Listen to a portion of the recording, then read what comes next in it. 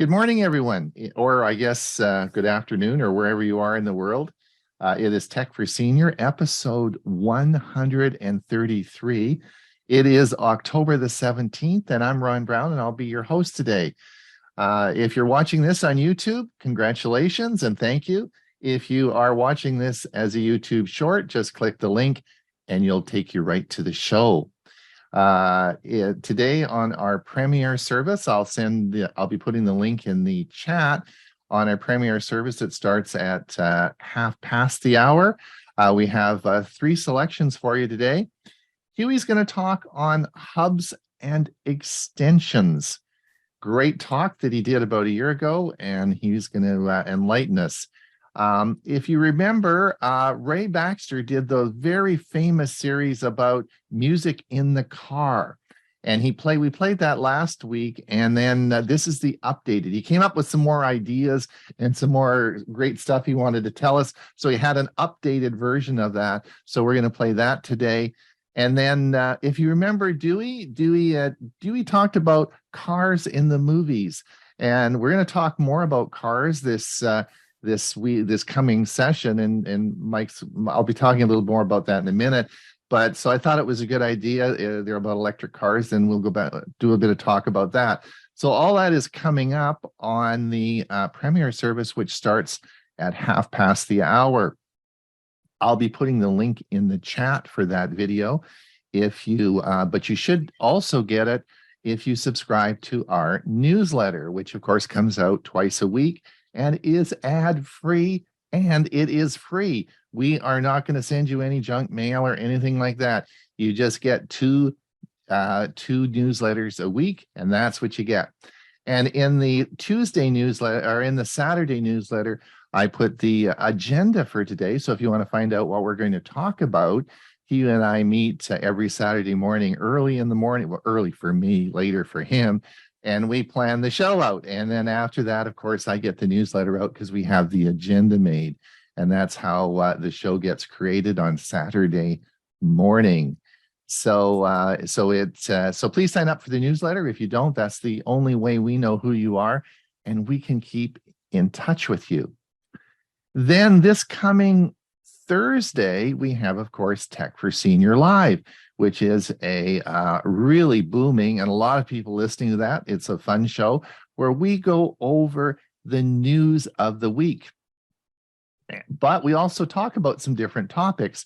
And of course, this week we have Bill James is going to be our special guest. So that's fun because we always like to talk about gadgets when he's around. But Bill and I are great coffee drinkers, and we have a lot of coffee gadgets. And today, of course, I'll be talking about some things about coffee. How can you keep your coffee hot with technology? And we're going to talk a little bit about that today. And so we're going to talk about coffee. What's your favorite way to make coffee? And that's going to be one of the things we're going to talk about on Thursday morning. We also podcast that out to all our to all the podcast networks, so you can certainly watch our show on podcast. I'm going to introduce our team today, which is great. Of course, we have Hewie Poplock, who survived the hurricane and is back with his internet connected, his computers connected. He's got food in the fridge, and he's looking pretty darn good. How you doing, Hewie? I'm doing great. Almost back to normal. Almost back to normal. Are they still stocking the refrigerator and the freezer? All right. Okay, great. That's good. And then we have, of course, Bob Gostischa, who is, of course, waiting patiently for his new tower to be built next to his house so he can get fast internet. It doesn't sound like you're doing too good today. No, let's hope that doesn't happen again, because we've got a problem if it does. Yeah, you're the major part of our program today. Well, I just read this morning that Comcast is increasing our speed. Maybe this has related to that. Oh, I guess they don't want us to switch to Verizon when the tower goes up. Oh, is it a Verizon tower? Is it a Verizon tower? Yeah, it's a Verizon tower that's going up. Oh, I see. Okay, well, that'll be interesting to see what happens. And of course, Ray Baxter, our music director from Pine, Arizona, where he lives happily and has no problems. He has nice internet, nice neighbors, and lives a very charmed life, right? Yes, the neighbors are mostly elk and deer, so they're really nice. No complaints. Very good. Very good. Excellent. How'd your week go? Very good. Continuing to put more information on my Plex server, getting all my saved stuff that I've had all over the place in one location. That's a nice feeling. Very good. Excellent. And I want to introduce, of course, if Bill James is, I can't see Bill. Is Bill here yet? Or he hasn't? Bill probably be here a little bit later. He's teaching another course on Monday morning, so I haven't seen if Bill's here, if he could just scream or put his hand up or something. I don't believe he is. He isn't here yet. Okay, but he'll be here maybe in a few minutes. And of course, Mike Ungerman. Mike, wave to everybody. Mike is going to be doing a series on EV cars. I think this is we've just, of course, finished our series on solar panels for your home, and I think that was very popular. People learned a lot. Thank you for doing that, Mike. And I asked Mike because our next in 2023, there's going to be EV cars are going to be important. There's a lot more models coming out. People, I think, are going to be thinking a little bit more about this, and I think you'll want to know some information. So Mike is going to do a series on EV cars for us. One of the things in planning the series is we were hoping to get your opinion. We want to know if you're interested and what you are interested in, what you want us to talk about. So Mike has made up a survey, and I'm going to be putting it's a link that I'll be putting in the in our newsletter, and it's you just click the link and it'll take you to the survey, and it's SurveyMonkey. I think Mike used SurveyMonkey, right? Correct. Yeah, Mike used SurveyMonkey. So just click the link and it'll take you to the survey. How many questions is it, Mike? 5 questions, Just easy, 5. and no personal information is collected. Right. We don't want to know who you are or anything like that. We just want to know if you're interested in what the topics are, and that'll help us plan the future shows. So if you could do that, and now the link will be in the I'll put it in the chat as well. Hey, Mike, I could just put it in the chat today. Yeah, I can put it in the chat today, and I'll do that, and then I'll put it we'll put it in the Tuesday newsletter, and that would be great. Thanks, Mike, for doing that. And Bill James has joined us. Bill James has joined us. Bill, where the heck are you? All the way on the bottom someplace. Put up your hand. I'll raise my your hand and come to the top. Yeah. And we just finished our Windows 11 class, and Gina Butler is sitting here. She's one of the students, so she's going to set in our session a little bit. Oh, that's great. Yeah. Raise your hand so I can see you. Oh, did I not do that? I don't see your I'm hand. at the computer club. Oh, okay. Hold on. Raise your hand. There you go. There you go. Wave at everybody. Hello, how are you? There you go. Of course, Bill James is, we were talking about coffee, and I was telling you about, Bill actually got me to buy this product I'm going to be reviewing today. So I said, Bill, hold off on it till I show the show. That's part of the show today. And on Thursday, we're going to talk about coffee, which Bill and I love to talk about. So that should be fun. A couple of other things before we get started. I want to thank Stuart Bortorff. Sorry, I'm not pronouncing that right, for his generous donation to our coffee fund. Again, thanks. That helps paying the bills, and it really helps us along. So thank you so much, Stuart, for doing that. Before we get going, I just wanted to give everyone a heads up. One of the software programs I use a lot is called Canva, C-A-N-V-A. And if you do not use Canva and you're doing any graphics design or anything like that, it is truly an amazing program that is growing exponentially in features and service and become really an amazing piece of software. A lot like MailChimp. MailChimp has just gone ballistic over the last 3 or 4 years, and now they're in an all-encompassing thing. So just to let you know, and I'll put the link in the chat, but Steve Dotto is doing a show, his webinar Wednesday, which is free this week, and he's going to be talking all about Canva and their new features and what their plans are. And it's a really good show. I'll put the link in the chat as well. And I would encourage, it's free, and you have to sign up for it.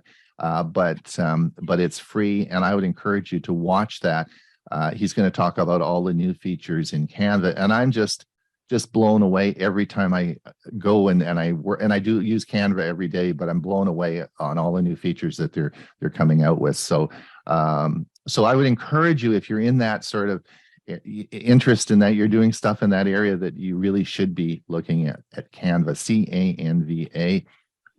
I don't get a cut, or I don't get any commission or anything. I just tell you, it's just good. It's just really good. So I'll put the link for Steve's show on, which will be on Wednesday afternoon at 1 o'clock Pacific time.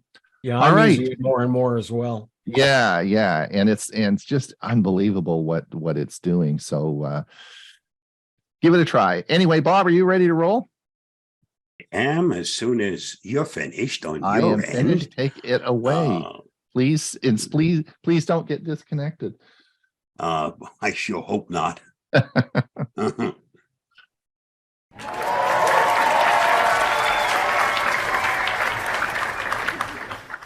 If you find this video helpful, don't forget to like, share, subscribe, and ring that notification bell.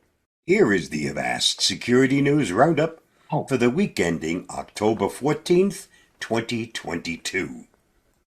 Intel confirms leaked Alder Lake BIOS source code is authentic. Alder Lake is the name of Intel's 12th generation Intel Core processors, released in November 2021. On Friday, a Twitter user named Freak posted links to what was said to be the source code for Intel Alder Lake UEFI firmware, which they claim was released by 4chan. The link led to a GitHub repository named Ice-T BIOS that was uploaded by a user called LCFCASD. This repository contained what was described as the BIOS code for project C970. The leak contains 5.97 gigabytes of files, source code, private keys, change logs, and compilation tools, with the latest timestamp on the files being 9/30/2022, likely when a hacker or insider copied the data. Security researchers are concerned. While Intel has downplayed the security risk of the source code leak, security researchers warn that the contents could make it easier to find vulnerabilities in the code. The attacker or bug hunter can hugely benefit from the leaks, even if leaked OEM implementation is only partially used in the production, explained hardware security firm Hardened Vault. The Inside's solution can help the security researchers, bug hunters, and the attackers find the vulnerability and understand the results of reverse engineering easily, which adds up to a long-term high risk to users. Positive Technologies hardware researcher Mark Ermolov also warned that the leak included a key manifest private encryption key, a private key used to secure Intel's BootGuard platform. See more at Bleeping Computer. Russian cyber attacks hit websites for LAX, LaGuardia, and O'Hare. A rash of cyber attacks targeted over a dozen major U.S. air travel websites on Monday, including those of several large airports. Security experts believe that the incident, which downed multiple sites but failed to meddle in any operational capacity with air travel, is the work of a pro-Russian hacker group charmingly known as Killnet. As far as Gizmodo could discern, the airports that have been affected include Des Moines International Airport, Los Angeles International Airport, Chicago O'Hare International Airport, and the Hartsfield-Jackson Atlanta International Airport. However, all of these airports currently have functioning websites, so they have already recovered from the attacks. See more at Gizmodo. A modified WhatsApp caught infecting Android devices with malware.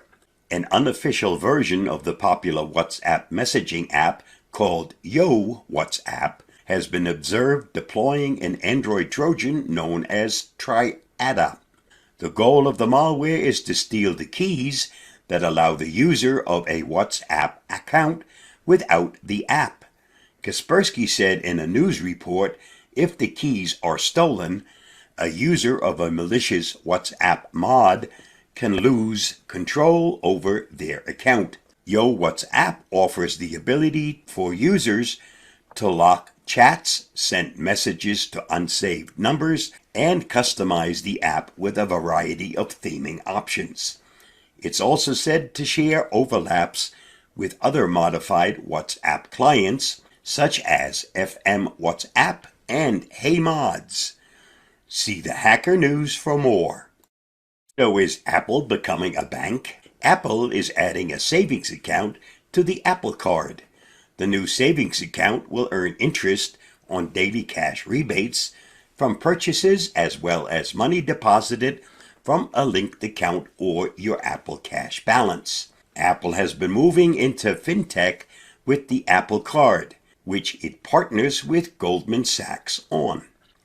As one of its perks, card users get daily cash, Apple's special branding on the more mundane cashback rewards on their purchases. The promise of this high-yield savings account is the cardholders can have their daily cash deposited into it with no fees, no minimum deposits, and no minimum balance requirements, the company said. Read more at The Verge. The SSA announces an 8.7% COLA hike, which is the largest in 40 years.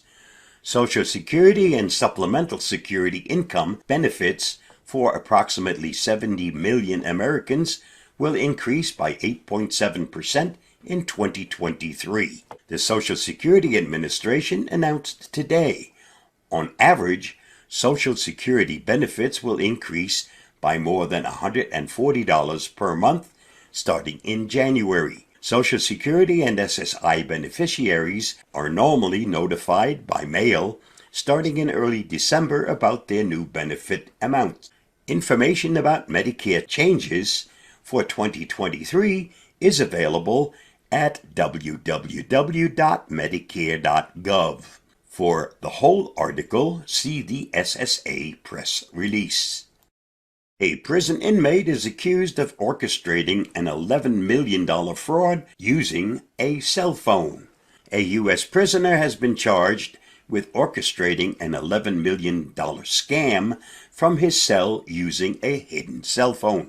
On June 8, 2020, an individual claiming to be billionaire film producer and philanthropist Sidney Kimmel contacted brokerage Charles Schwab by phone and stated that he had uploaded a wire disbursement form using the service's secure email service. The only problem was the call apparently came from prison. Still, the caller referred to a transfer verification inquiry earlier that day by his wife, a role said to have been played by a female co-conspirator. The individual allegedly posing as Kimmel had contacted a Schwab customer service representative 3 days earlier, on June 5, 2020, about opening a checking account and was told that a form of identification and a utility bill would be required.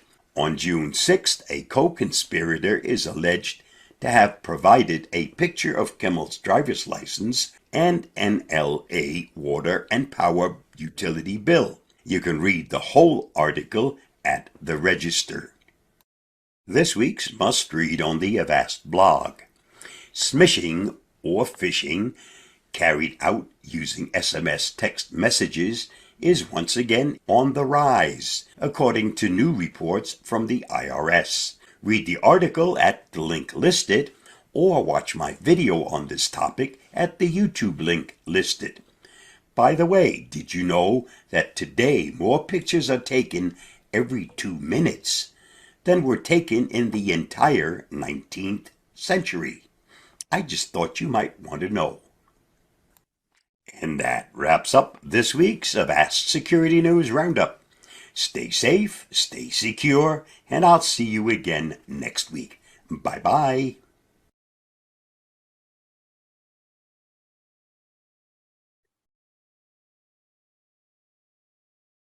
IRS warns that smishing attacks are on the rise.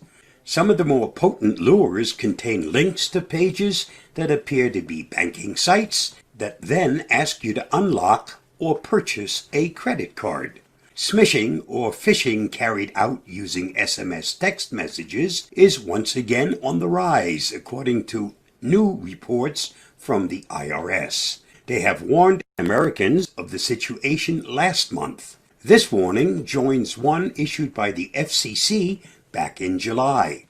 The IRS said the attacks have increased exponentially, especially texts that appear to be coming from the taxing agency. My thanks go to David Strom for his excellent article, which inspired this video. To read the article, just follow the link listed. If you find this video helpful, don't forget to like, share, subscribe, and get involved. It's important to note that no matter who you are or your particular tax situation, the IRS never communicates with anyone in this fashion or by email either. It is phishing on an industrial scale, said IRS Commissioner Chuck Reddick. They urge people getting these messages to either forward them to 7726, that is spam on the phone keyboard, or by emailing them to the agency. Both my wife and I get, on average, several of these scam texts each week on various dubious subjects. They typically are phony package delivery acknowledgments on packages that we never ordered or offers to send us money out of the blue. We just look at each other and ask, why are we getting these messages at this moment? The simple answer is criminals want our money or our private data or both. This summer, some of these smishing texts were linked to a special Trojan called FluBot. That scam infected more than 60,000 devices and collected millions of users' phone numbers. The attackers are looking for your banking information or any personal information that they can subsequently use to leverage another scam and make them more believable. Some of the more potent lures contain links to pages that appear to be banking sites that then ask you to unlock or purchase a credit card. Don't fall for these. The Avast blog, just follow the link to reach it, has many articles about these attacks, including an analysis of how the attack works and the various scams at work on the Google Play Store. Both posts are worth reviewing to gain some insight into the attacker's mindset and to understand how hard it is to defend against them. Learn what to look out for so you don't become a victim. Here are some tips on what to do to avoid being a victim. First off, don't respond to any text or email messages from scammers. That just encourages them to communicate with you further. Realize that criminals can easily spoof any originating phone number or email address to increase credibility. So be wary of texts from friends that you haven't heard from recently or don't usually text. As we like to say, if your gut is saying something is fishy, it probably is. Pay attention to the message content and think carefully before you respond to any text message that is requesting something from you. Look for misspellings or old phrases that indicate a non-native speaker. Never download any links embedded in the message. Instead, always go to a separate browsing session and bring up the package delivery vendors directly. Similarly, if you get an unexpected text from some vendor you do business with, call them back on their main office number. Finally, if you have been duped, file a complaint to local law enforcement and notify your wireless carrier or internet service provider. There are also some places where you can make the information available to investigators: the IRS Impersonation Scam Reporting Form and the FTC's Complaint Assistant. I've put a link in for both of those. Stay safe, stay secure, and I'll see you again soon. Bye-bye. Well, thank you, Bob. Hey, listen, I have an apology to everyone to make. All of you forgot to remind me to start the live feed at 8:45, so I didn't get it started till around 5 minutes after we started. So if it happens again, we've got 70 people here to remind me. You know, it's a seniors moment. So I'm sorry if you were waiting over on our YouTube feed and it didn't show up right at 1:45. Anyway, yes. So my apologies. We will certainly work on that. Okay, now a little bit. Bob's serious and good stuff. This is a little bit lighthearted and has to do with some fun I had this week and some things about coffee and how to keep your coffee hot. So let me share my screen and we'll see if we can do this now. It's Ron Brown with Tech for Senior, my new Ember coffee mug. In this video, we're going to talk about 3 things. Number 1, I'm going to tell you how to save some money with your purchase of this mug. Number 2, I'm going to tell you 2 reasons why you shouldn't buy this mug. And the third thing we're going to talk about is the reason why I decided to keep my mug and use it. So let's get on with it. So let me give you a tip on purchasing this cup, mug, or travel mug. Well, Ember Company has been around since a successful crowdsourcing event in 2014 when they were able to form a company. This has been a successful company and their products have been sold worldwide. In the United States, you can see that it's sold on Amazon, it's sold in Starbucks, Best Buy, and many retail stores across the United States. I purchased mine in Canada through Amazon. You can also purchase these products in various centers in Europe. When we're talking about the Ember coffee cup, mug, or travel mug, you have to understand that there are 3 products. The one I purchased was the coffee mug. Now, when you are looking at purchasing this product and you're seeing multiple prices in different locations, you need to understand which one you're talking about. So I'm going to limit my discussion today to the Ember coffee mug. Now, this comes in 2 sizes. It comes in a 10 ounce and 14 ounce, and it comes in 3 colors: white, black, and gray. So here's the tip. I purchased mine on Amazon, and the Ember mug on Amazon was about $200 Canadian. However, everyone seems to want the white or the black.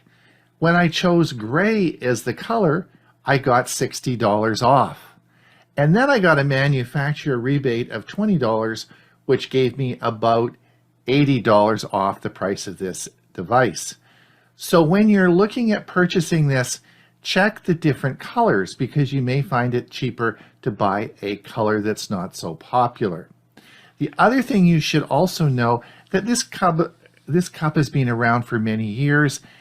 So the original Ember mug was simply called Ember mug, but the updated one is called Ember Mug 2.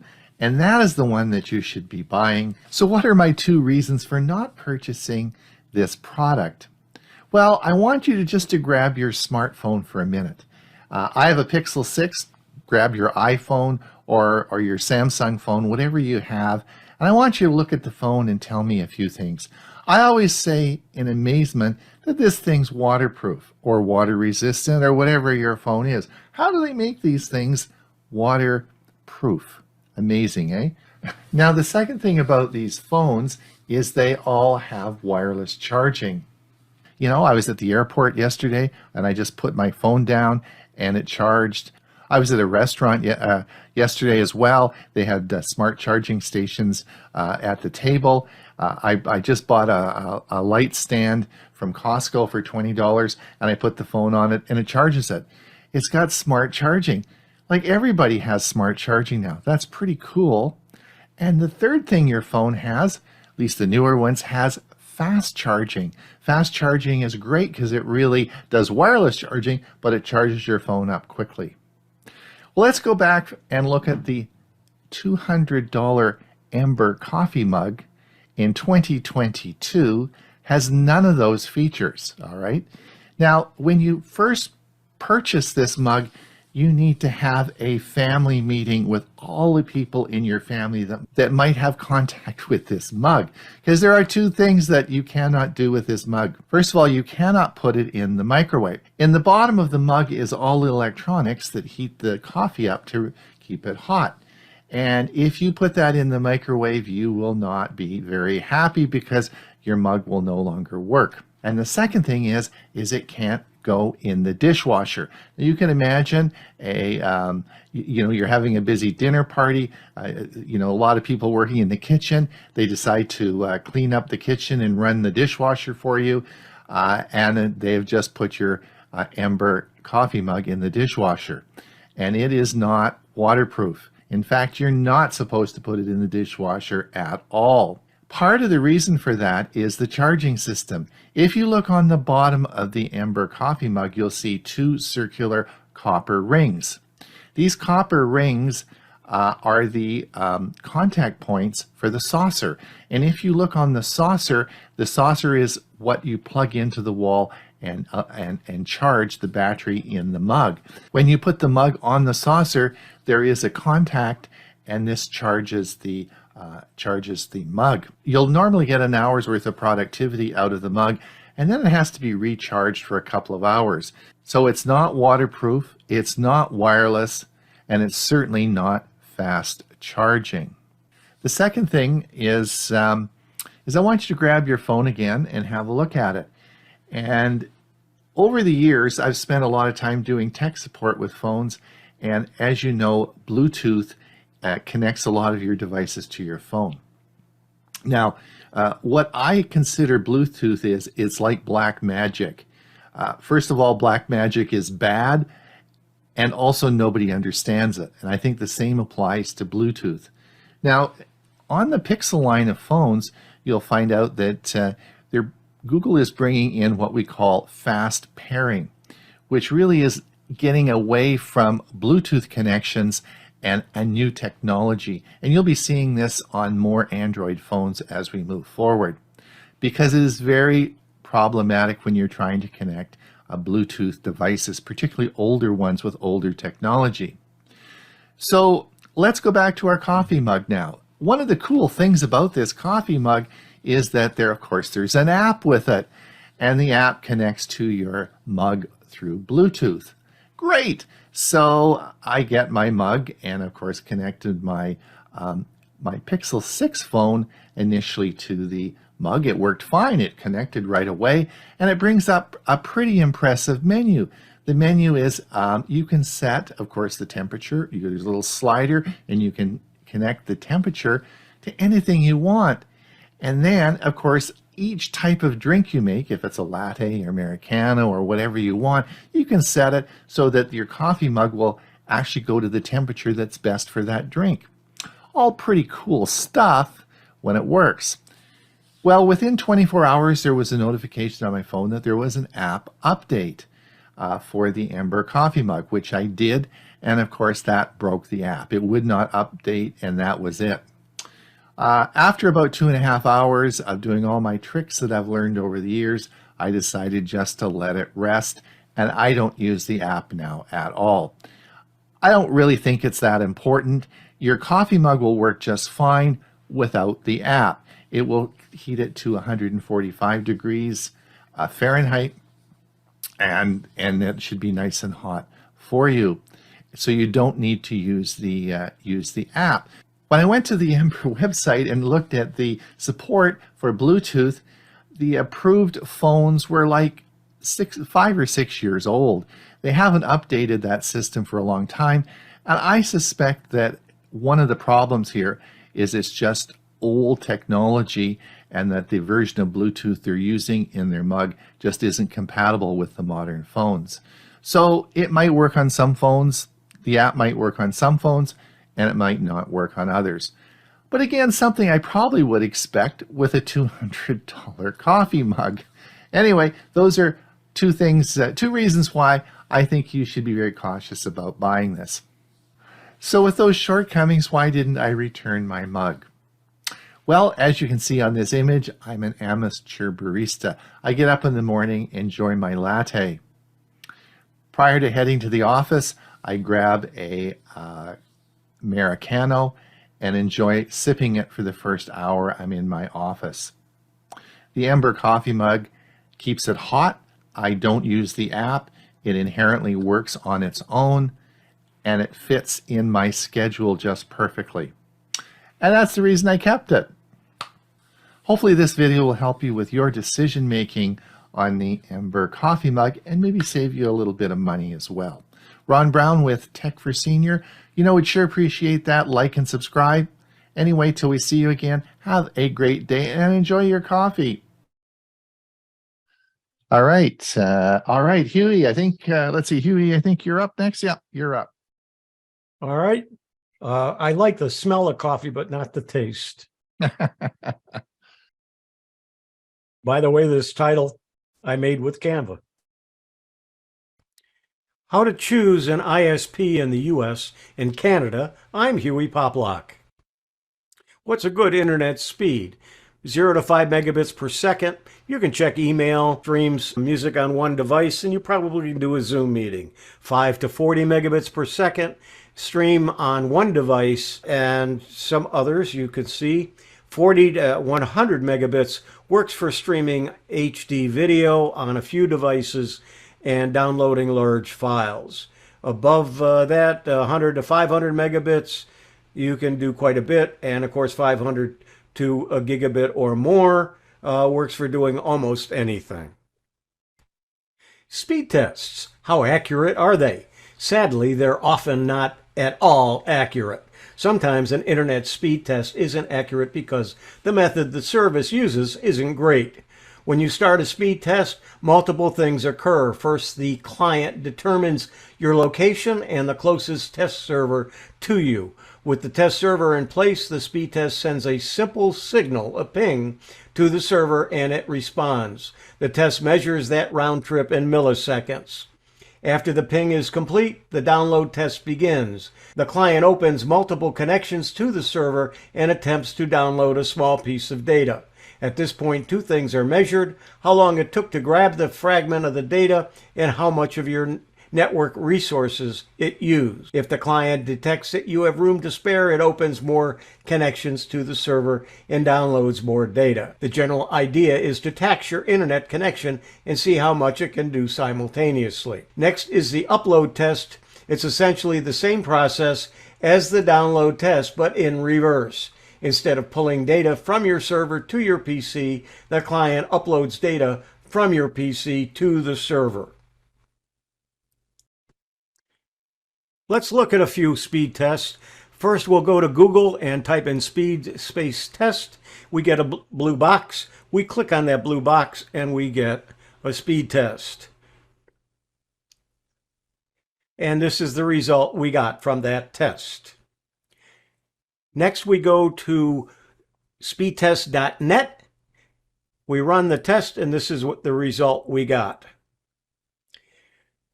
Then we ran the same test, but from Ookla's app, and this is the result we got. And then finally, we ran Frontier's own speed test, and this is the result. How to choose an internet service provider in the US and Canada. Let's look at the US first using highspeedinternet.com. This is the website. Let's just look down. It just gives you some information. You can search by any state, information about them. But to get the information you want to put in your zip code. Let's use mine to begin with. At the top is an ad, and then below that are the different internet service providers, or ISPs, in my zip code. Xfinity, Spectrum, Earthlink, Frontier, T-Mobile, Home Internet, and Viasat, and Suncoast Broadband. And you can see what their top speeds are for download. I'm using Frontier, and I can get up to 2,000 megabits per second, or 2 gigabits. Let's look at the plans. It takes you directly to their website, the Frontier website. It does not give you an intermediary that makes money on it, although this website may get some click-through benefits. But you can see what service they have, and you can contact them for more information. Then they have a lot of information on their pages, of course. They're advertising their service. So you can choose any of the plans and then take a look at information about it. Let's go back to the first page, and let's put another zip code in. Let's take one in Mesa, Arizona, for instance. Again, an ad at the top, and then there are just a few services that are available in Mesa, but Cox is one that has up to 1,000 megabits per second, or 1 gigabit. So let's take a look at their plans. Takes you again to their page.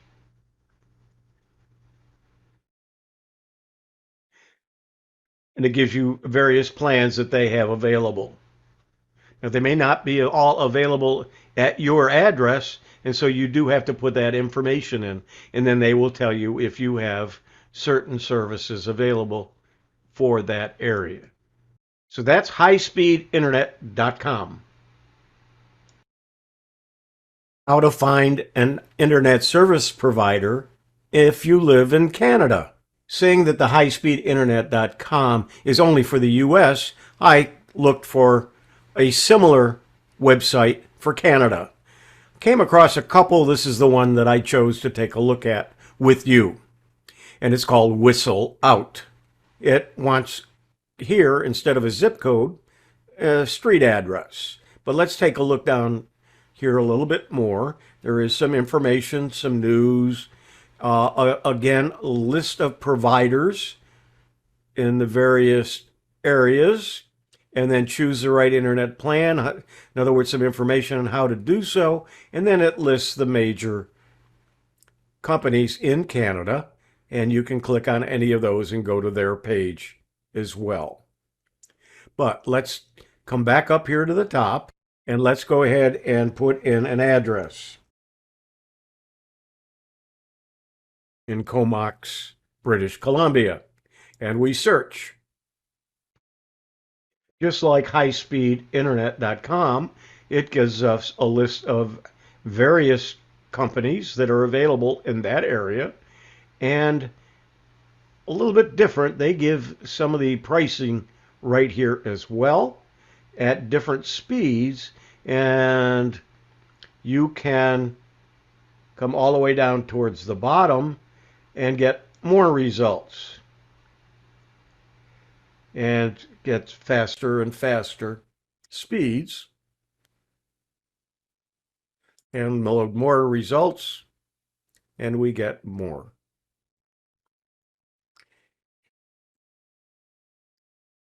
And there's one that you can get up to 2,500 megabits per second, or 2.5 gigabits. Let's take Shaw right here, this one. They call it Fiber Plus Gig. It tells you that it's $99 a month. And it gives you information on the speeds and what the upload speed will be as well.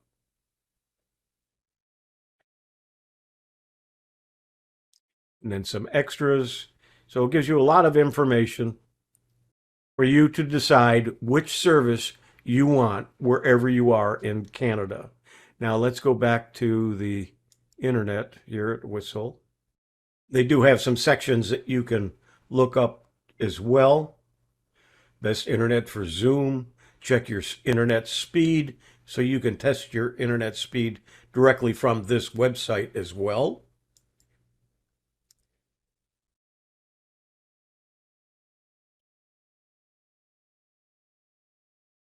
Not very accurate.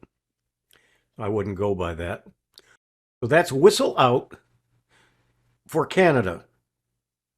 They also have cell phones and some iPhone details if you want to take a look at that as well. How to choose an ISP in the US and Canada. I'm Hewie Poplock. There you go. That's really great. Hopefully we'll have some questions about that. I had no idea all those services were available in my area. It was really interesting. All right, great. Bob, I think you're up. You've stayed with us all this long. Great, good news. Could you be using Be Real? Not really, in my opinion. The social network's aim is to allow people to share unfiltered moments of their lives. The potential danger comes when those unfiltered moments include information they'd rather not share. There's a new social media app in town, and it's making waves. Be Real, which launched all the way back in 2020, but didn't really start gaining traction until midway through 2022, encourages people to step away from the curation and filtering of other social media apps and be real. My thanks to Emma McGowan for her excellent article on this topic, which prompted this video. Read her article at the link listed. If you find this video helpful, don't forget to like, share, subscribe, and get involved. At a different time every day, Be Real users are prompted to take an unfiltered picture in whatever situation they are in at the moment. When notified by the app, users have 2 minutes to take a photo with their front and back camera and share it with their friends, network, or other Be Real users. The app was created as a reaction to other popular social networks, such as Instagram and Facebook, where users post only carefully selected moments of their life. Those highly edited and manipulated photos have proven to have a negative impact on people's mental health. The stated goal of Be Real, then, is to give users the opportunity to see things as they really are, with no filters. While the app's owners suggest their intentions are good, there are some major potential privacy issues with it. Next, we'll explore what Jeff Williams, Avast's global head of security, found when he took a closer look at Be Real. From a security and privacy standpoint, it isn't very pretty. Number 1. It has the right to do what it wants with your photos, and for 30 years. After giving the terms of service a close read, Williams realized Be Real is granted 30 years in which they can reuse your photos in any form. That means ad campaigns, promotional materials, videos, compilations, literally anything they want. In addition to it being an unusually long time period, the nature of the app, which potentially rewards sharing embarrassing or compromising situations, means there's a very high risk for young people sharing without the thought of future consequences. Imagine your most compromising and embarrassing moment being attached to an ad campaign to your friends or to content which goes viral and garners millions of viewers. Williams said, 30 years is largely forever in internet time and potentially covers 60+% of someone's career years.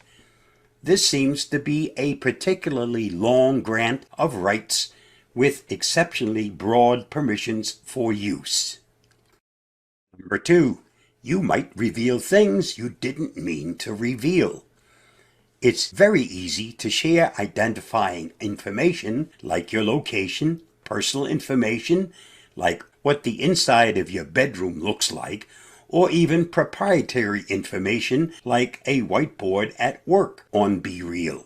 Obviously, these are all things that can potentially be revealed on other apps, but the time pressure format, lack of editing and filtering, and hidden delete option means users are more likely to share things they wouldn't share otherwise. The app uses both the forward and reverse facing cameras as a way of capturing the activity of the moment regardless of what it is or who is in the background, Williams said.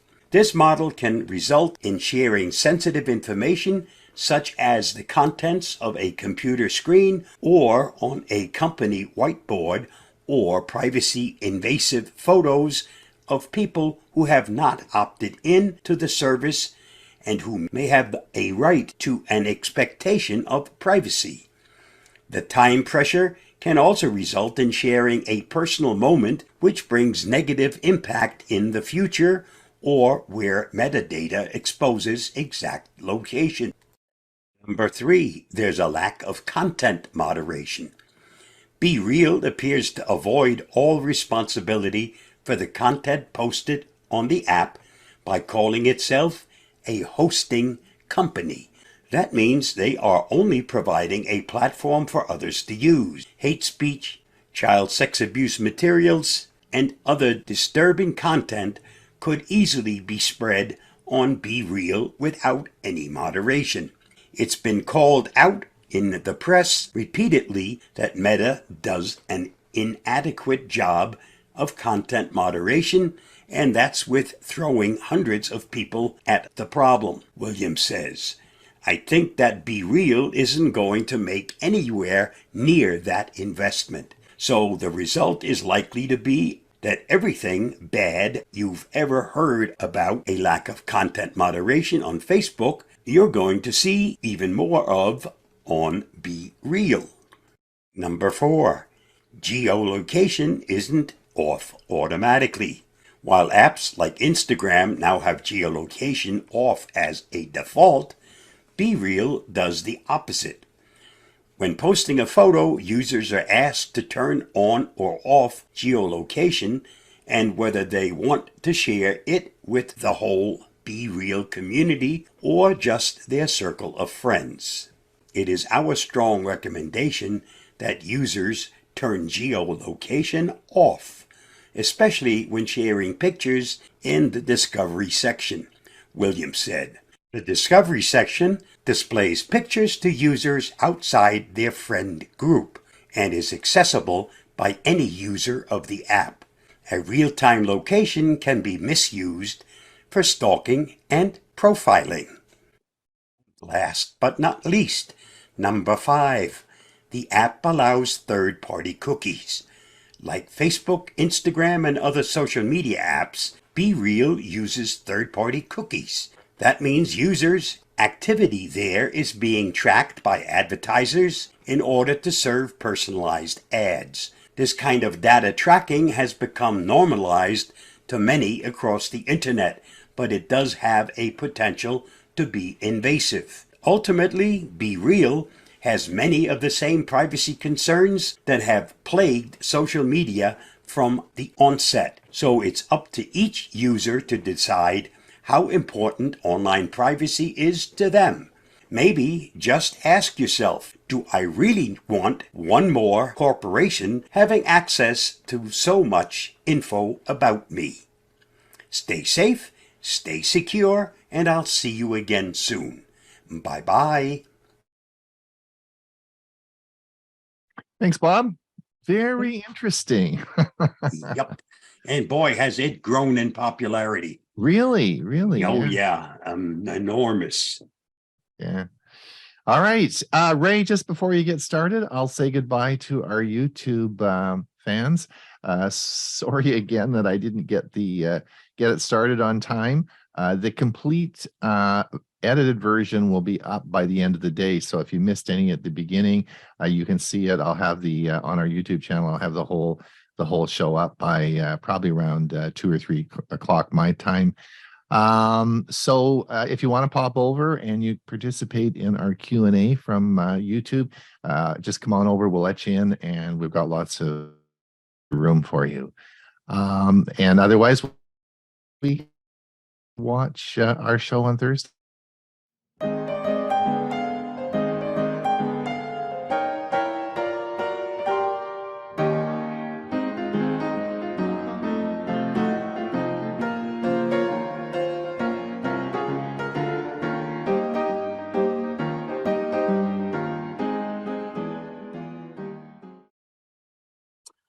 Here's a multi-talented lady, Angela Lansbury. I think she's perhaps the last member of the golden age of Hollywood stars, Dame Angela Bridget Lansbury, who died last week at the age of 96. Born in London, England, she moved to the USA in 1940, shortly after World War II started in Europe, and began studying acting in New York City before moving to Hollywood. Didn't take long for her to land acting roles in movies that included National Velvet and The Picture of Dorian Gray, the latter where she garnered 2 Academy Award nominations for Best Supporting Actress. Her role in the 1962 movie The Manchurian Candidate, one of my favorite movies of all time, is often cited as her best acting performance.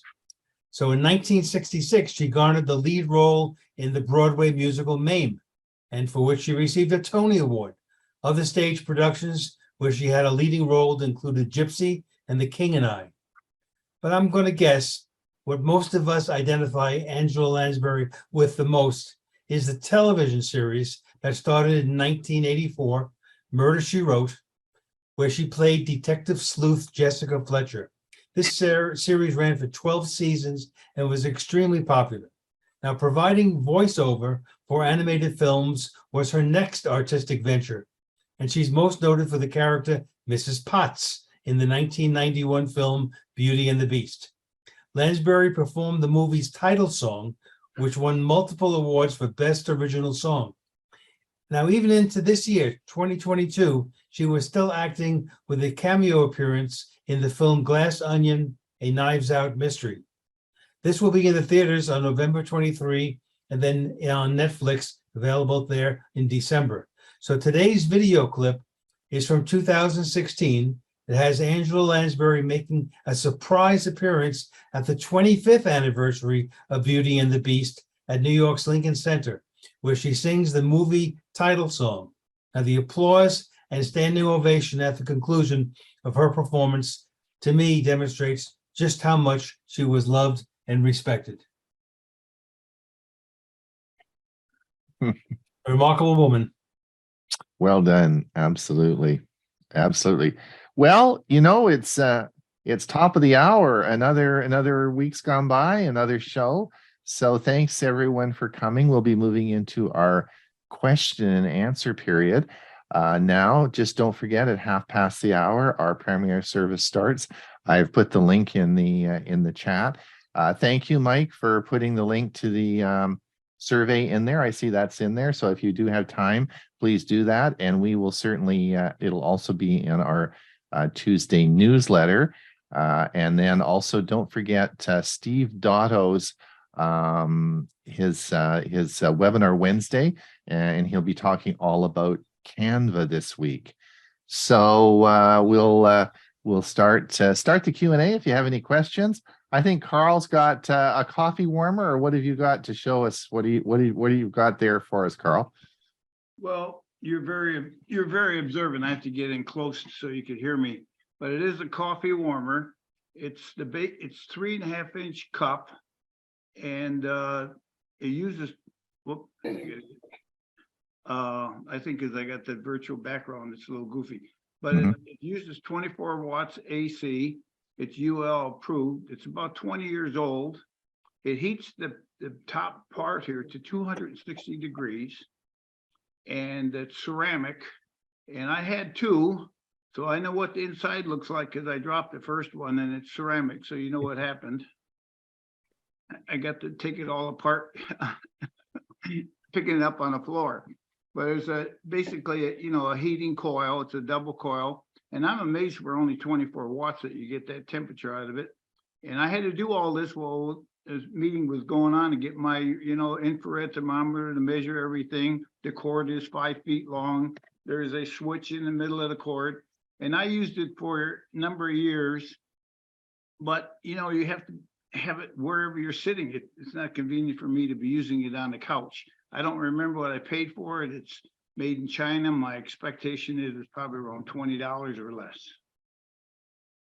Yeah, it's I mean, you would think that obviously the Ember coffee mug, what I talked about today, is very expensive, but it's sold worldwide and it has had very good sales worldwide, not just in the United States, but in Canada and in Europe. I mean, it's so it is popular, and a lot of people do buy it, and you'll see it quite frequently. Well, if you go to Starbucks, you'll see it in the store as well. So they are in popular Christmas presents and stuff like that. So it is. I just wanted to let everyone know where we were with that technology. I just want to add, I drink 3 cups of coffee a day. I use the Keurig maker. Keurig's not hot enough for me. 140 at the high temperature is not hot enough. So I find I have to preheat my cup, typically with water from the sink, and to get the chill out. And my 3 cups a day are 16 ounces each. Yeah, and that brings up, Carl, it brings up a really good point, is that absolutely I agree with you. And one of the concerns that you have to be really careful with this, if you consider purchasing it, you cannot microwave this. And not only can you not microwave it, but you have to make sure anyone in your family that might be, you might be away for the weekend, and someone's just using some coffee cups and they grab the cup and they throw it in the microwave, and that's going to nuke your $200 coffee mug. So you have to make sure nobody puts it in the microwave. Go ahead, Dorothy. Yeah, I have a question in regards to kind of Bob's presentation. I just purchased a new desktop computer from Costco in Victoria, BC. It's a Dell, and it's a 12th generation Intel.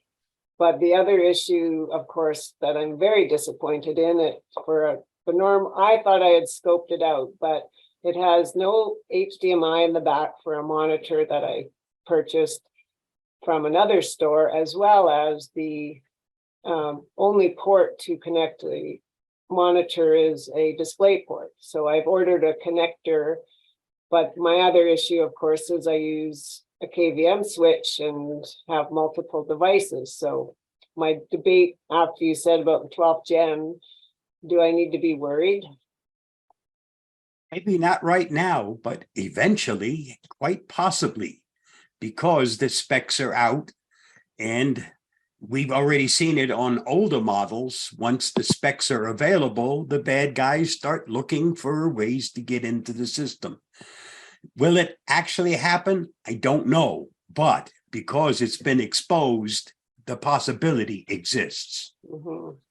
Yeah, because the features kind of outweigh that, but when you go to Best Buy, they have them on sale, but of course they're 2-year-old motherboards on them, so I don't want that. So okay.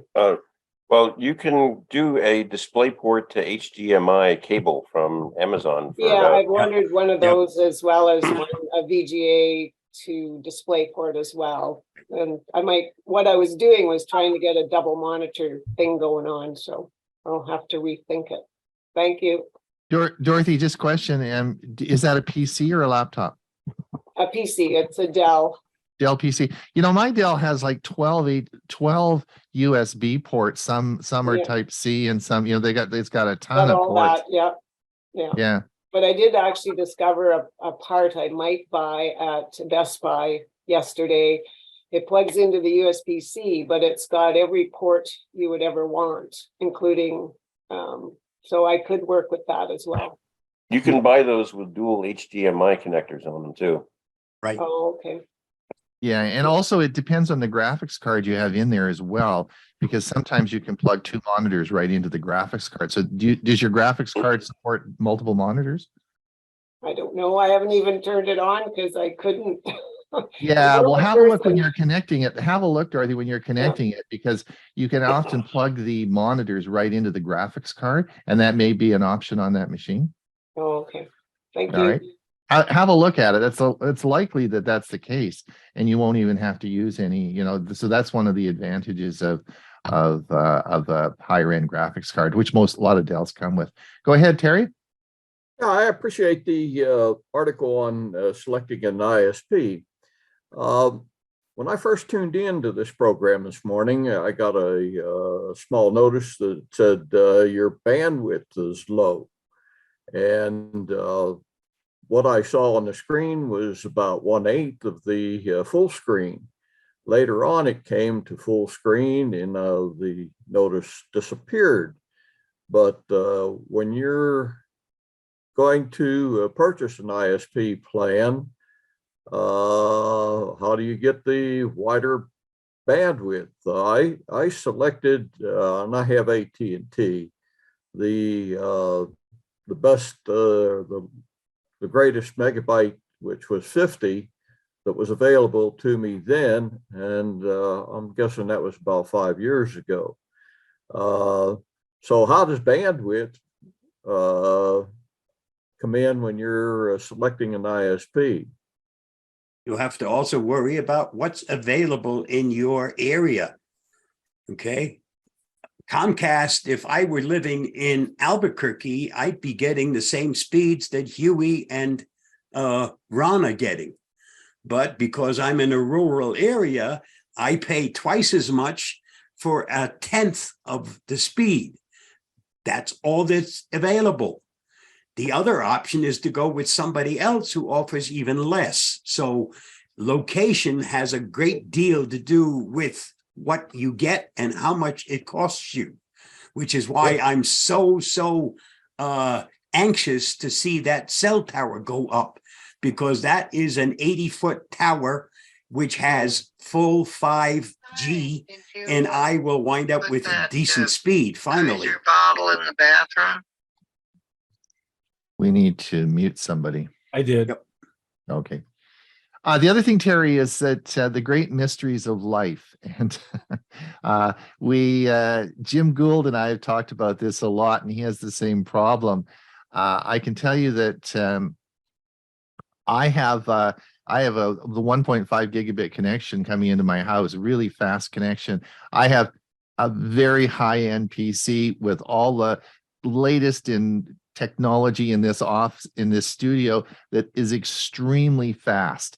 And I still get occasionally, this just happened in probably the last 8 months, I get periods of time when I get the same unstable internet connection, right? And it's not, there's nothing wrong with my connection in the house. I've done all sorts of testing on that, and I can't figure it out. I will say that what I do before the show is I reboot my computer, and I also delete the cache in my internet in Chrome browser. I personally think, and I only use Chrome, and I don't know if Jim's found a solution to this, but I only use Chrome.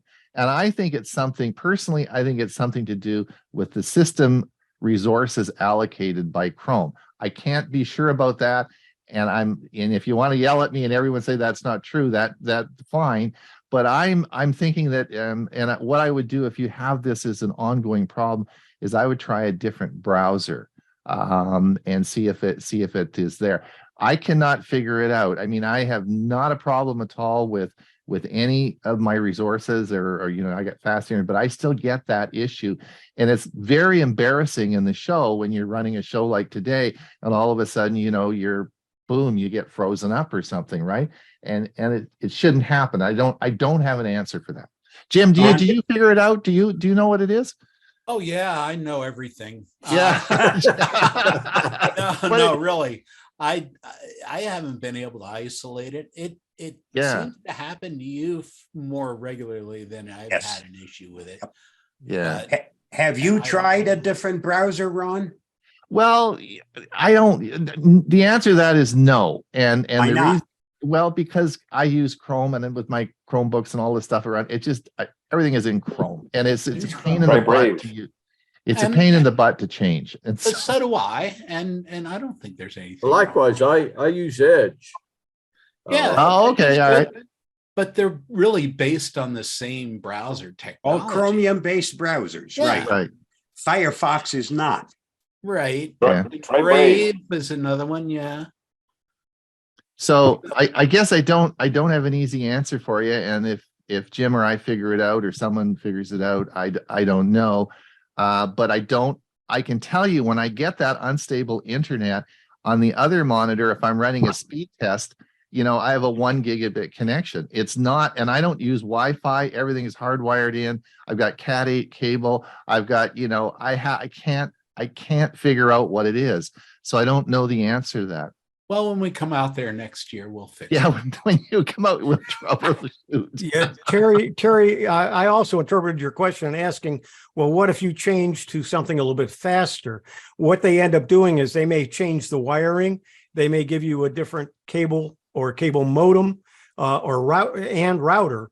So when I went from a gigabit, when I went from let's see, what was, I think I was about 300 or 400 megabits per second. I went to a gigabit service. They actually came out and changed out the equipment inside my house. But I have fiber optics, and it has to be available in your area to get that fiber optics. So that's why with fiber optics, I get a high speed in both directions, where in most cases, when you have gigabit service, you're still only getting about 120 up, but your down is going to be 700-800 or more. I think you addressed this in an earlier show about if you've had a connection that's was done about 4 or 5 years ago, it might be good to contact the company and maybe get an upgrade. Get a different modem router combo, right? Yep. Yeah. Thank you. Thanks. Okay, Bob, did you have a question? Yeah, just a comment. We were talking earlier with heating up coffee.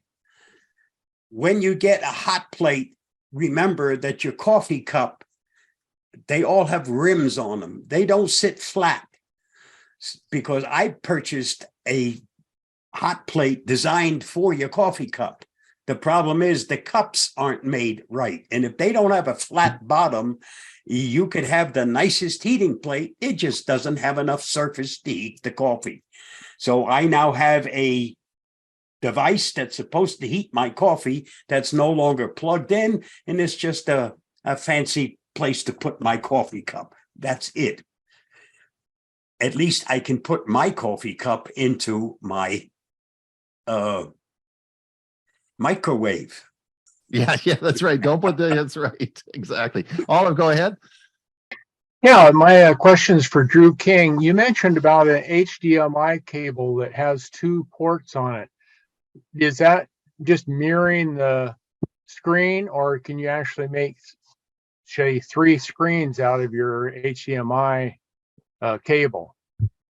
I use a docking station from Dell, so I don't have a third-party product, but I have 3 monitors off of that one, including separate from the laptop monitor.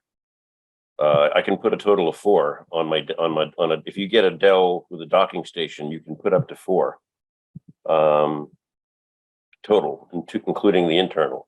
But okay, so it's not the cable then. But if you have a Dell laptop with Thunderbolt technology in it, Thunderbolt 3, Thunderbolt 4, I think is out now. You can buy a simple adapter off of Amazon that'll give you plug it into a USB-C port on your laptop. And then that gives you multiple monitors on the outside. Okay, thank you. George, go ahead.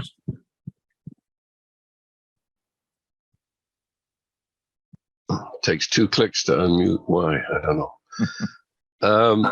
So the coffee maker topic. This is my my coffee maker controller, which I had to build because I don't find the consumer coffee makers do exactly what I want. So a couple of points. If you want to get into a creative side of your life, have a look around for a pie makers group in your neighborhood that you can go to. Raspberry Pi Maker group is a kind of a hackers group. And I have joined them because I wanted to start doing things to my consumer products that are a little unusual. I like my coffee maker to turn off after 10 minutes. I don't want it heating all day. It doesn't have a timer on it, but a 2-hour timer isn't my idea of turning off when I want. And I also want it to detect that I haven't put the coffee pot in, which has caused a couple of overflows. So, you know, I know they put these little things that test whether the plastic valve on the drip, but that soon fills up the drip container in many cases. So the problem with consumer products is they are made as that particular design thought was best, and you don't have any ability much to program them for unusual or even desirable things. So if you get into a pie makers group, into a Raspberry Pi makers group, you can start to, with very simple relays and graphical programming tools, you can start to make your consumer appliances do what you want. I use it for turning off my infrared hot plate when the meat is exactly the right temperature. I use it to control the fan on my wine cooler, all kinds of things like that. So it's a great creativity thing, you know. Okay, Thanks. that's it. Thanks, George. Jim, go ahead. One thing about drinking coffee is you don't really want to keep it at the highest temperature. The flavors of the coffee really develop as it cools. So it's important that you recognize the importance of letting the coffee cool. You don't want to keep that thing hot. Really, these things are ridiculous. But I do have an idea for one. I have one of these round wireless chargers. You could probably get a plate that fits on top of this and would double as a coffee heater. What do you think? We'll get a kick. I think that's the next generation of the Ember coffee mug. I think that's what my idea was when I made the video, is that's really old technology they're using.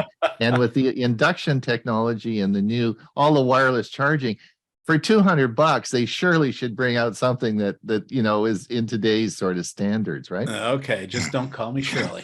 That was my. I just used a thermal cup, old style, works fine. You know, Jim, I have actually the one I really like is I have the double glass walled thermal made by Bodum, and they work really, really well, and I like that.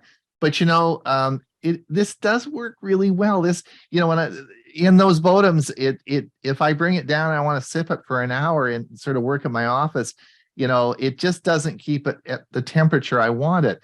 And this does do that. It does do it, and you can adjust like Jim Gould was saying.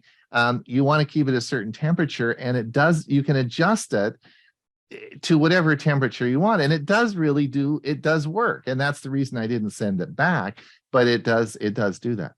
Ron, are you going to pay us overtime? Oh, is it time to go? Yeah. Carl, do you have a quick question for us, or a quick answer, or something quick we can deal with before we got to go? No, I'm done. You're done. Okay. All right, listen. Just a quick thing. We were talking about fitness watches and what have you. Mm-hmm. I got from Amazon the Halo View, and I'm playing with it.